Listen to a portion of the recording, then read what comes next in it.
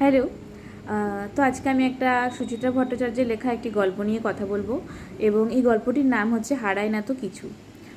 কোনো কাপল যখন অনেক বছর ধরে একটা রিলেশনশিপের মধ্যে থাকে, সেটা কোনো গার্লফ্রেন্ড বয়ফ্রেন্ডের রিলেশনশিপ হোক কিংবা কোনো ম্যারেড রিলেশন হোক, তাদের মধ্যে এরকম একটা ফেজ আসে যখন তাদের মনে হয় যে আগের মতন হয়তো এখন আর সেই ব্যাপারটা নেই, কিংবা সেই স্পার্কটা এখন আর নেই, বা সেই ভালোবাসাটা বা প্রেমটা এখন আর নেই, এবং এরকম একটা কনফিউজিং স্টেট তখন তৈরি হয়। এবং এই গল্পটা, সুচিত্রা ভট্টাচার্যের এই গল্পটি সেই ক্রুশিয়াল স্টেট নিয়ে বলেছে।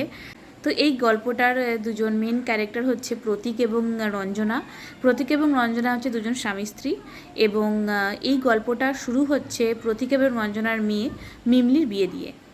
যদিও প্রতীক এবং রঞ্জনার বিয়েটা কিন্তু লাভ ম্যারেজে হয়েছিল, কিন্তু তাদের এখন কোথাও গিয়ে একটা মনে হয় যে তাদের মধ্যে সেই ভালোবাসাটা এখন আর নেই, এবং তারা একে অপরের সাথে ঠিক করে কথাও বলে না, এবং যখনই কথা হয় শুধু ঝগড়া হয়। তাই প্রতীক এই জিনিসটা ভেবে খুব প্যানিক করতে থাকে যে এরপরে যখন তাদের মেয়ে মিমলির বিয়ে হয়ে যাবে এবং মিমলি তাদেরকে ছেড়ে চলে যাবে, তখন প্রতীক রঞ্জনার সঙ্গে সারাটা জীবন কাটাবে কী করে। এটা একটা অসম্ভব ব্যাপার তার কাছে। কিন্তু গল্পের শেষে গিয়ে এমন একটা ঘটনা ঘটে যার জন্য প্রতীকের যে চিন্তাভাবনাটা ছিল এতদিন ধরে, সেটা সম্পূর্ণ চেঞ্জ হয়ে যায়, এবং সে এই তাদের যে কনফিউজিং একটা স্টেট, সেটা থেকে সে বেরোতে পারে। আমার কিন্তু এই গল্পটা পড়ে বেশ ভালো লেগেছে, এবং এই গল্পটি আমি প্রায় আধ ঘন্টার মধ্যে পুরো গল্পটা পড়ে শেষ করে দিয়েছি।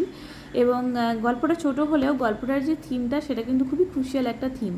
এই ফেজটা কিন্তু সব সম্পর্কের ক্ষেত্রে আসে বা আসবে।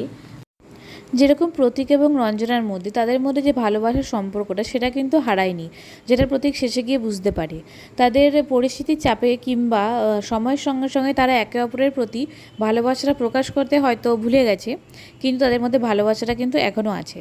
তো তোমরা এই গল্পটা পড়ে দেখতে পারো। দেখা হচ্ছে তোমাদের সঙ্গে পরের ভিডিওতে। ওকে, বাই।